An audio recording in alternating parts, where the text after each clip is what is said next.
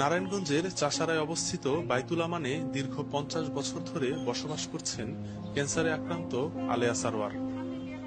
মহানগর বিএনপির আহ্বায়ক সাখাওয়াত হোসেন ও সদস্য সচিব আবু আলী ইউসুফ খান টিপু ঘোষণা দিয়ে খবরটি উড়িয়ে দিয়েছেন। এখন তিনি ঘরহীন, আশ্রয় নিয়েছেন এক আত্মীয়র বাসায়। বাড়িটিতে শামীম ওসমানের 4 চাচা ও তাদের পরিবারের সদস্যরা বসবাস করতেন। এই 4 পরিবারের কেউ রাজনীতির সাথে যুক্ত নন এবং শামীম ওসমানের এই 4 চাচা মারা গেছেন বহু আগে। আমার ভাতিজারা নাসিম ওসমান, সেলিম ওসমান, শামীম ওসমান ওরা পলিটিক্স করছে, কিন্তু পলিটিক্স করছে ওরাই করছে, ওদের ছেলেপেলেরা করতেছে, কিন্তু আমরা যারা বসবাস করি বাইতুল আমানে এখানে কিন্তু কেউ পলিটিক্স করে নাই। আমরা নিরীহভাবে আমাদের জীবনটা আমরা চালাইছি। তো আমাদের কি অপরাধ ছিল?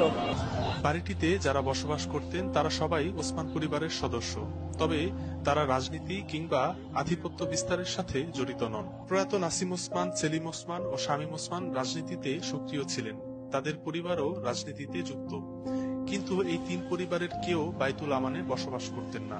এই বাড়িতে কিন্তু শামীম ওসমান, নাসিম ওসমান, সেলিম ওসমান ওনারা কিন্তু থাকতো না। আমরা যারা এই বাসায় আমরা থাকতাম কেউই রাজনীতি করতো না, কেউই না। গত 7 ফেব্রুয়ারি কেউ একজন তাদেরকে জানান যে বাড়িটিতে আক্রমণ করা হবে।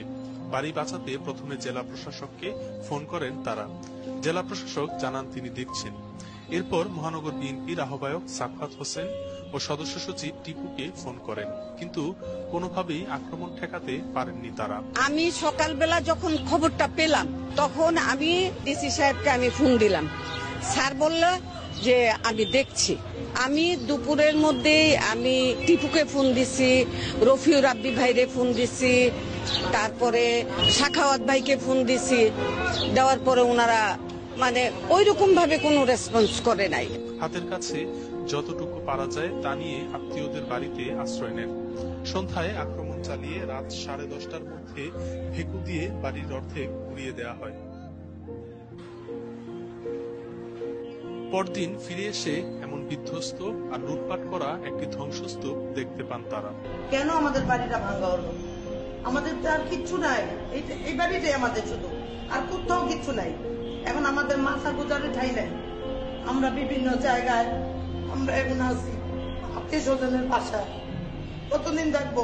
এখন কোনো ঠিকই নাই, কই থাকবো, কোথায় যাবো না থাকবো আমরা নিজের এখন ঠিক নাই। এটা হলো আমার রুম।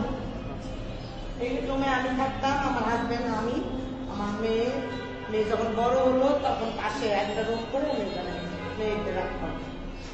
এখানে আমার অনেক স্মৃতি। রাজনীতিতে জড়িত না হয়েও শুধুমাত্র ওসমান পরিবারের সদস্য হওয়ার অপরাধে এমন আক্রমণের বিচার দিয়েছেন সৃষ্টিকর্তার কাছে। আর শুধু আল্লাহর কাছে নালিশ দিতেছে এই মানুষটা। আমি নারায়ণগঞ্জবাসীর কাছে একটাই প্রশ্ন, আমরা কোথায় যাব?